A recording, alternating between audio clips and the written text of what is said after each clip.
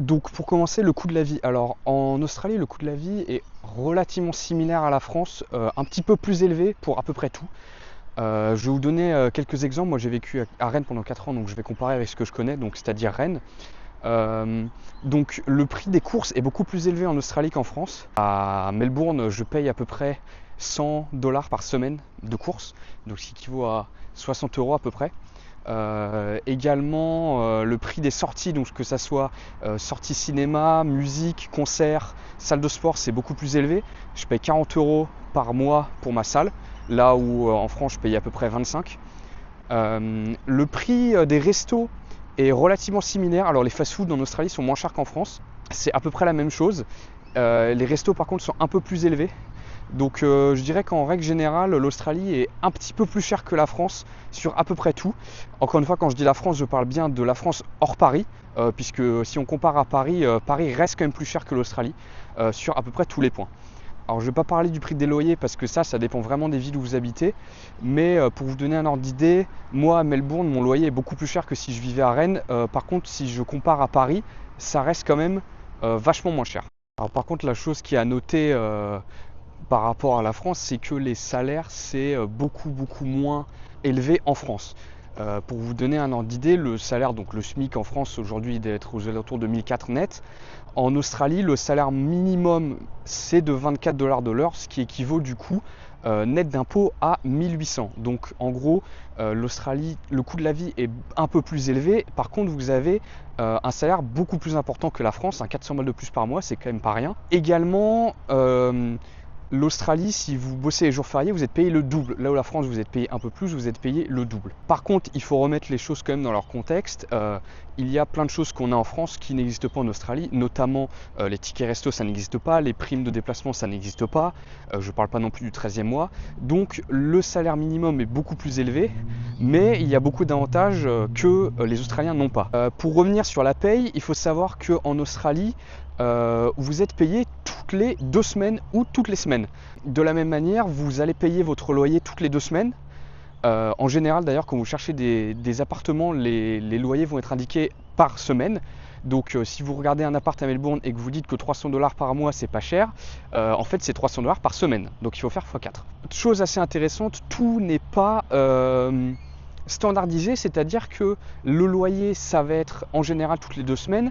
Par contre les abonnements téléphone et internet, ça c'est tous les mois. Et des abonnements par exemple salle de sport, ça va être par semaine. Donc en fait là où en France tout est regroupé par mois, en fait en Australie ça dépend quoi. Dernier détail sur l'argent et après je change de sujet. En Australie il y a quelque chose de très différent de la France par rapport au paiement par carte bleue. Alors si vous allez dehors manger au resto ou que vous allez au bar, chaque paiement par carte, vous allez avoir entre 1 et 2% de surcharge. Donc en gros, vous allez payer entre 1 et 2% en plus.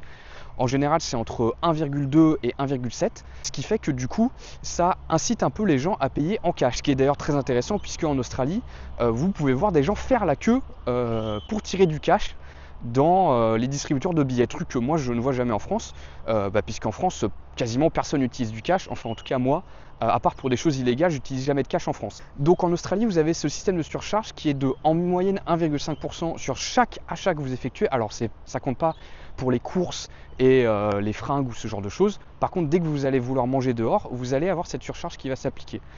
A noter que cette surcharge pour les week-ends peut monter jusqu'à 15%. Donc si vous sortez un jour de la semaine et que vous payez, je sais pas, 100 euros, vous avez un gros resto, vous allez avoir votre surcharge de 1,5%, donc vous allez payer 101,5 euros.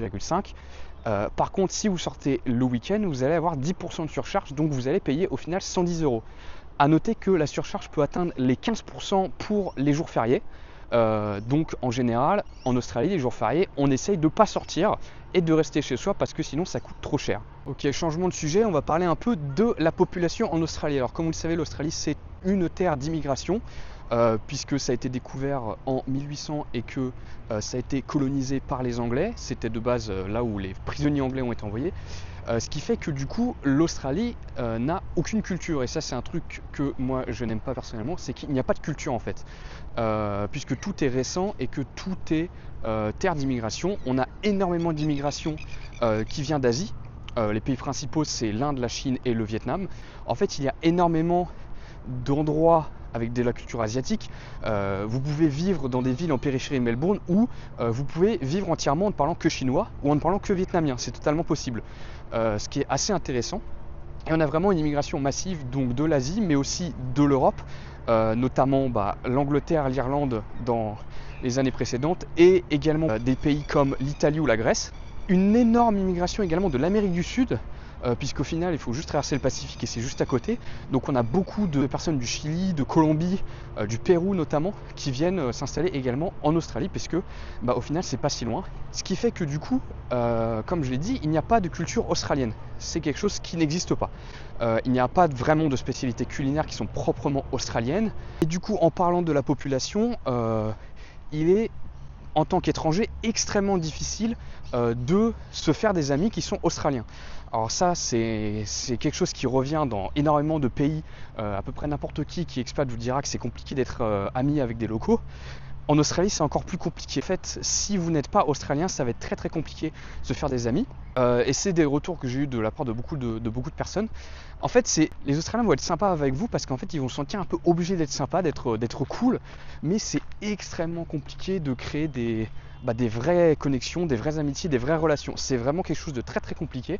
En général, les Australiens en fait restent entre eux, et c'est quelque chose que vous pouvez remarquer en Australie, c'est que à peu près tous les groupes restent entre eux. Donc les Indiens restent entre eux, les Chinois restent entre eux, et les Australiens également restent entre eux. Donc ça, c'est quelque chose que j'ai pu remarquer en Australie, c'est que c'est très compliqué d'être ami avec des Australiens et que ils sont extrêmement hypocrites, puisqu'en fait ils vont être sympas avec vous parce qu'ils sont un peu obligés d'être sympas. Et derrière, en fait, ils en ont absolument rien à foutre. Autre point qui est assez d'actualité, puisqu'une loi vient de passer en France pour interdire ça, en Australie, c'est un des pays où on fume le moins de cigarettes. Alors, il y a des raisons à ça. La première, c'est le prix des paquets absolument aberrant. En moyenne, un paquet, c'est entre 35 et 40 $, donc ce qui va vous faire quelque chose comme 18-20 € le paquet, donc ce qui est absolument aberrant. Et il y a beaucoup de lois qui empêchent de fumer. Si vous êtes dans un resto ou dans un bar en terrasse, vous ne pouvez pas fumer. Si vous êtes dans un lieu public où il y a des enfants, vous ne pouvez pas fumer. Si vous êtes à la plage, vous ne pouvez pas fumer. Si vous êtes devant une librairie ou devant une banque, vous ne pouvez pas fumer. Donc en fait, il y a énormément d'endroits où on ne peut pas fumer. Et le prix des paquets de cigarettes est extrêmement élevé, ce qui fait que du coup, quasiment personne ne fume en Australie. Autre différence avec la France actuellement, l'Australie est un pays extrêmement religieux, catholique, et qui pratique énormément. Donc il faut savoir qu'il y a beaucoup d'églises, mais vraiment énormément d'églises. Il y a également beaucoup d'écoles privées. Quasiment la grande majorité des écoles primaires sont des écoles privées. Donc on voit, puisqu'ils ont un uniforme et qu'il y a des choses comme ça, mais la plupart des écoles sont des écoles privées qui sont catholiques. Et énormément de gens pratiquent, notamment les communautés asiatiques. Il y a vraiment beaucoup de chrétiens, et je connais énormément de gens qui vont à l'église tous les dimanches le matin, des gens de mon âge, pour pratiquer leur religion. Chose qu'en France, on ne voit quasiment plus, ou en tout cas c'est extrêmement minoritaire et c'est très rare. Et pour finir, un point un peu bonus, puisque je ne sais pas si ça concerne que Melbourne ou l'Australie, mais en tout cas à Melbourne, quand je sors, il y a tout le temps des gens dehors. Alors ça, c'est quelque chose d'assez surprenant que j'ai vu.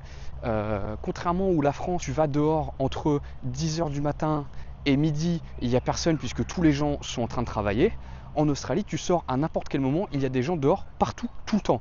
Ce qui me fait poser la question, est-ce que les gens bossent et quand est-ce qu'ils bossent? Puisque les gens sortent vraiment tout le temps.